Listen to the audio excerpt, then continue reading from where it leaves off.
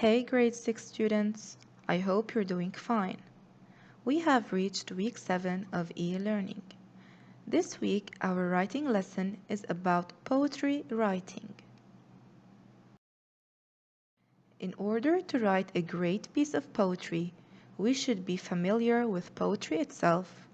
So, in this lesson, we will identify the meaning of poetry, recognize its structure, identify the elements, determine forms and types, and finally reveal ways or tips on how to write a poetry.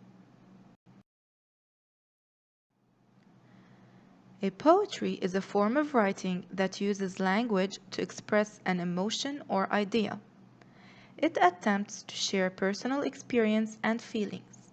So, in other words, it's putting words on a paper to express thoughts and ideas that will give the reader the sense of delight, awe, and wonder by using different elements that we will discuss later. In order to write a poetry, we should be aware of the structure of poetry. What does it consist of? It consists of four main parts. The stanza, that is also called verse, which is a group of lines in a poem, just like a paragraph in an essay. Rhyme is word patterns that contain similar sound at the end of the word. Meter is the rhythmic structure of a poem. It's like the beats of a song. You can sense it by tapping for each syllable. Line break is where a line of poetry ends. It does not necessarily end with a punctuation. This will help the reader determine how the poem is read. Here is an example of how to determine the structure of a poetry. Today, on your birthday, consider your luck. You could have been born as a pig, cow, or duck. You could have been born crying oink, quack, or moo. You're lucky you didn't wind up in the zoo. This poetry has two stanzas. The first one starts from today till duck. The second one starts from you till zoo. The rhyming words in this poetry are luck, duck, moo, zoo. Meter is the rhythm or beat. When you're reading it, divide it first into syllables and clap on each syllable to make a beat. For example, today, on your birthday, etc.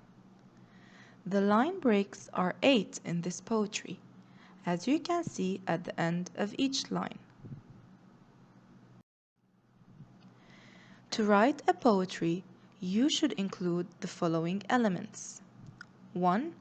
Sound devices such as rhyme, meter, rhythm, alliteration, and refrain. 2. Figurative language such as simile, metaphor, personification, or hyperbole. 3. Imagery such as describing the five senses to help the reader form a picture in their mind while reading. 4.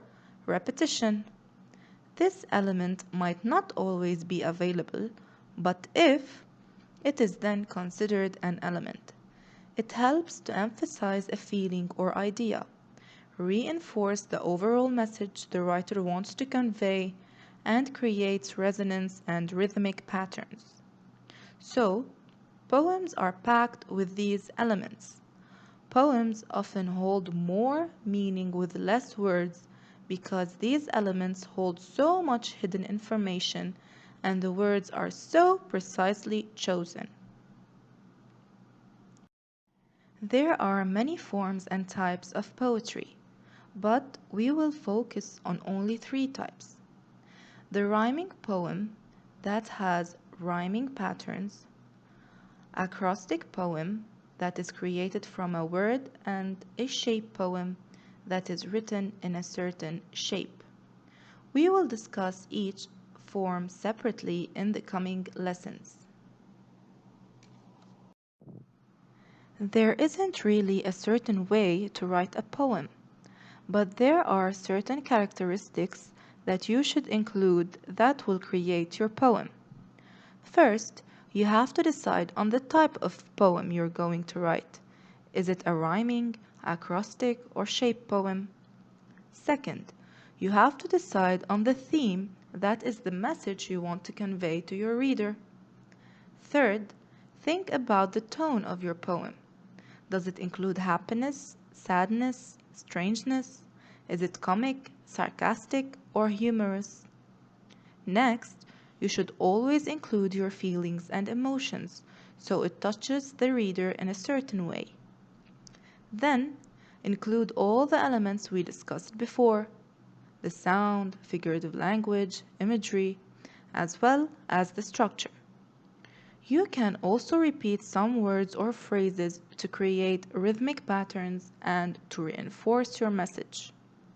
Use short sentences, and by the way, punctuations are not necessarily used at the end of each line break. Use a thesaurus or dictionary to find rhyming words, synonyms, antonyms, and new meaningful words. Brainstorm your ideas. Write down your thoughts, then arrange them and decide on the words you're going to choose.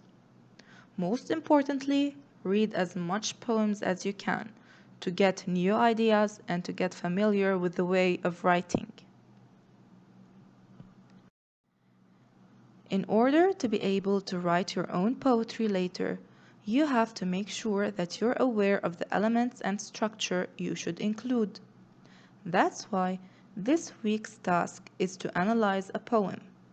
You have to read the poem, be glad your nose is on your face, and answer the questions.